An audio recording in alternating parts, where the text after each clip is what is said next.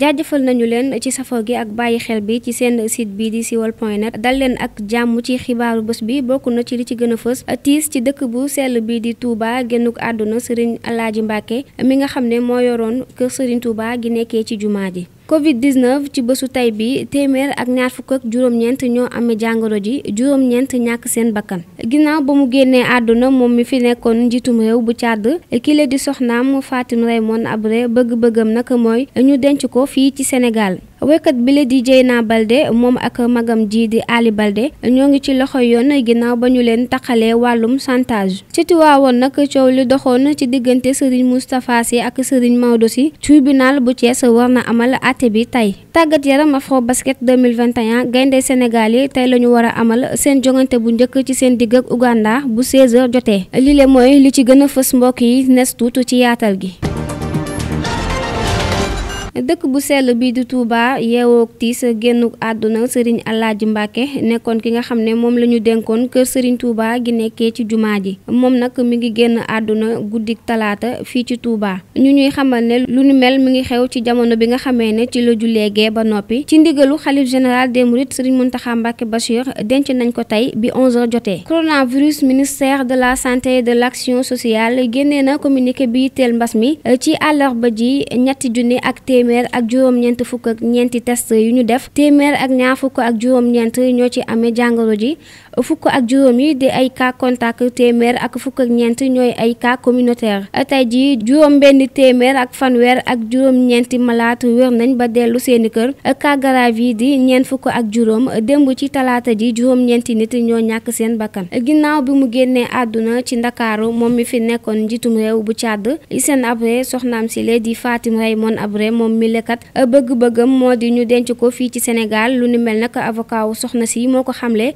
ci ab communiqué bi le communiqué nag mu mel ni dañu ci tontu kilifay réewum Tchad ñoom ñu doon wax ne bëgg nañ ñu denc Hissène Habré ci réewum Tchad waaye nag amul benn sargal buñ ko fay defal ba tey ci ay xibaar ñu ñuy xamal ne consul bu Tchad bi nekk ci Sénégal sumb na ay waxtaan ak kilifay réew mi ngir nu ñu mën a yóbboo néewup Hissène Habré ca Tchad ñu wax ci mbirum Dieyna Baldé ginnaaw coow lu doxoon ci diggam ak Diop Iseg mu mel ni leneen coow topp na ko bi lee yoon nag rapport bi di Djibril Mbaye Fall ñu gën ko xam ci Bril Fight moo ko porté plainte Libération mi joxe xibaar bi nag di ñu xamal ni kile di Dieyna Baldé dafa doon chantage faram woowu di Bril Fight ànd ci ak magam ji di Ali Baldé moom mi la di Dieyna Baldé nag dafa sàcc téléphone Bril Fight ba noppi di ko laaj ay koppar te di ko xamal ni it bu ko joxul dina siiwal image yi mu ci gis te tegginewul lu ni mel nag jural ko ab garde à vue moom ak magam jile di Ali Baldé wàllum yoon nag mbokk yi tribunal bu Thiès war a àtte tey jii coow li nga xam ne moo doxu ci diggante Serigne Moustapha Sy ak Serigne Maodo Sy fàttali nag ñoom ñaar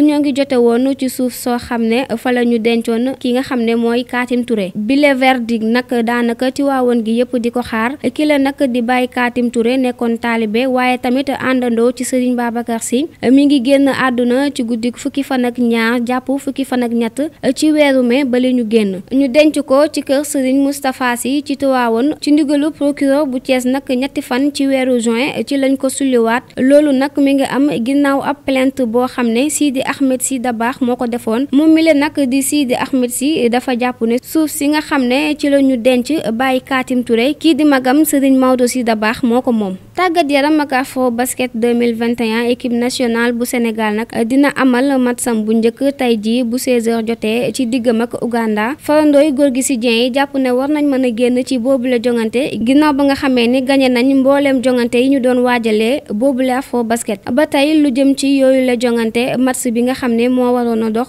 ci diggante Cameroun ak Soudan du Sud nag du mujjee am li ko waral nag mooy yenn ci joueur Cameroun yi dañoo amee jàngoroy Covid-19 ginnaaw match Sénégal Uganda bi am 16h ñoo ngi xaar Côte d'Ivoire Kenya bu 19h jotee lile moo fi ruuse woon ci ay xibaar mbokk yi ñu joxante dig daje ba ëllëg incha allah.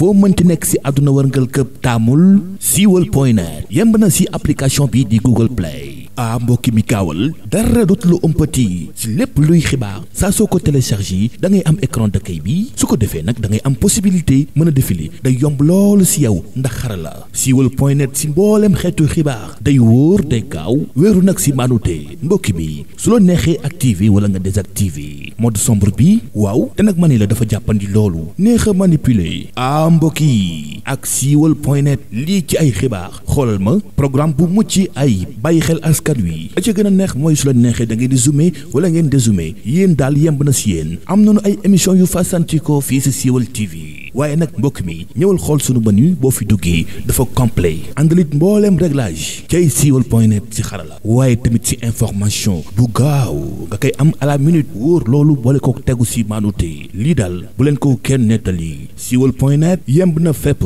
da ngeen koy télécharger waaye tamit yemb na si Twitter si Facebook mais également si YouTube siiwal.net sa télé si poste moo taxit ñépp ko taamu